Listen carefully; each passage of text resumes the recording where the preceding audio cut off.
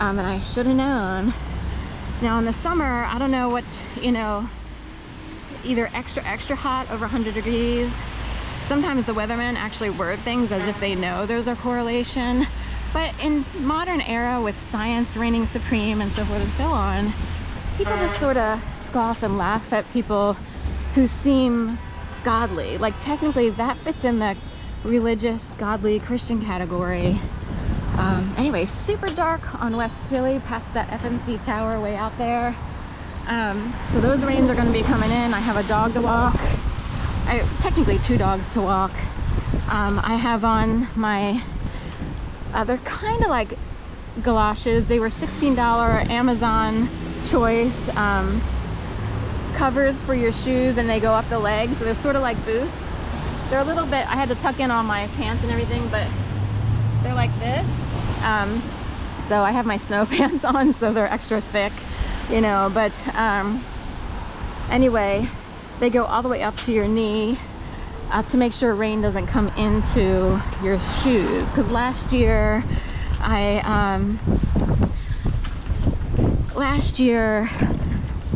kept, you know, I wear my Keen Presidios, but every time I stepped in a puddle, I would get tons of water all rushing in, and it's a pain because they have to dry, your socks have to dry. I don't want to have to go out and buy like expensive boots or similar. And I've had holes in my soles of my shoes. These are really good shoes except for the holes that get, you know, wind up showing up. And they're expensive shoes, that's the problem.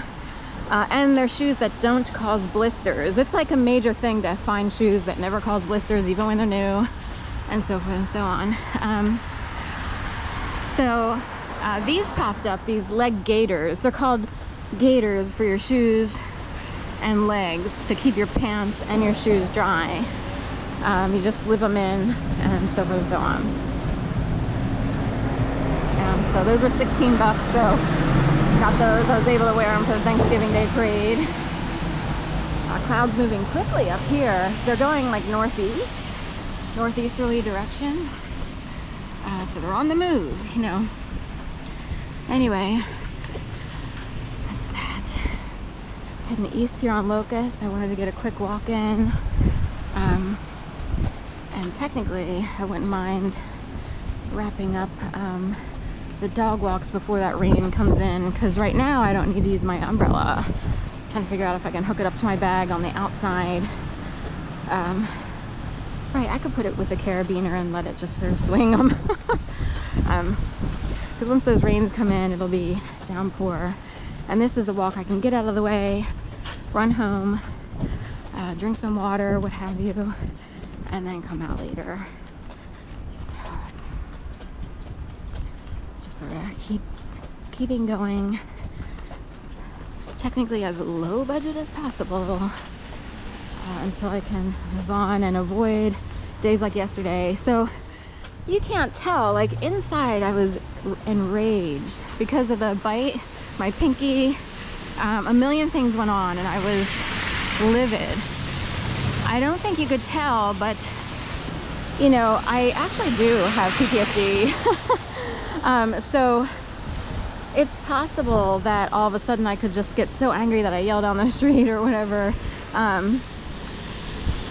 Philly has a long way to go to grow up. A lot of places do, I realize. Now, I was put through something that forced me to evolve and grow up in a way that most people won't experience. People have all their own experiences. They grow up in different ways and blah, blah, blah. This is, we have to teach Sharon 50 million quote-unquote life lessons, even though I was already a good person. And real quick, over the course of 7 years, most people spend a lifetime and they'll never learn what I learned. They'll never experience what I learned. I don't even mean to sound, you know, egotistical or anything. It's not that, but I can get pretty angry but people couldn't tell. But for me, it's like, I don't want to be angry. I actually want to have a good time in life. Like, I actually want to enjoy life. What the fuck is wrong with that? What's the problem? Who doesn't want me to have a good day? Because it is like that. And it goes higher up than street level. I think it's interesting that the wind really caught up there where that guy was. Kind of curious what's going on with him. He's probably so narcissistic, he probably thinks he causes it. He didn't. But they would play into it to feed their ego. So, anyway, that's what I'm told. So, that's what comes down the pike. Normally I wouldn't think that. I'm just sort of, I would think, that's interesting. I wonder why it kicked up right there when we crossed paths. Like, what's going on? So, anyway, is it a coincidence or not? And a long time ago, I read a book called Demon Camp.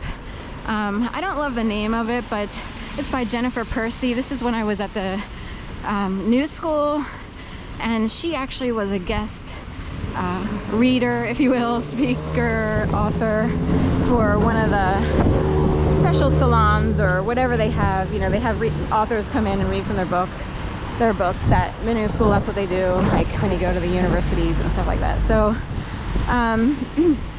and Jennifer Percy was one of the guest authors, and someone actually lent me the book because I didn't want to have to, again, I didn't want to have to pay for it because I've been living on a shoestring, whoops, you know, for a while. And she wrote it, and I feel like she had to walk a fine line because she didn't want to necessarily talk about religion per se because it's so poo-pooed in today's society, but she did go with a psychological route a little bit. And she met up with a guy who was in Afghanistan. He was a Marine, and he felt like he had blood on his hands, like there was some sort of scuffle, or I don't know what happened, but he was involved in a skirmish or what have you that resulted in the death of one or more people. Even like someone, even on his side, like, you know, his partner or what have you in the Marines died. Ever since then, he started experiencing really bizarre things. So he started to believe in the afterlife, spirituality, religion. He comes back to the US. He's chaste. He doesn't want to, chaste meaning C-H-A-S-T-E, meaning he doesn't want to have any relation, you know, intimate relations with anyone, because he sees the world through a new lens because of what happened. And he feels like he is also chased, like C-H-A-S-E-D, by Satan because of having blood on his hands. Like, he feels responsible on some level, but technically, you know, he joined up with the Marines probably to have some sort of life and a chance at affording anything in life. So who's really responsible? You know what I mean?